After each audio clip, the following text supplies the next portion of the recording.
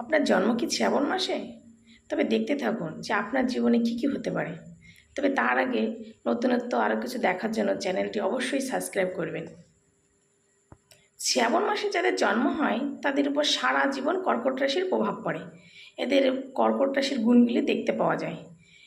শ্রাবণ মাসে যাদের জন্ম হয় তাদের মন হয় খুব ভালো। এদেরকে সবাই খুব ভালোবাসে, বিশেষ করে মাতৃকুলের। এরা হয় খুব ভালো।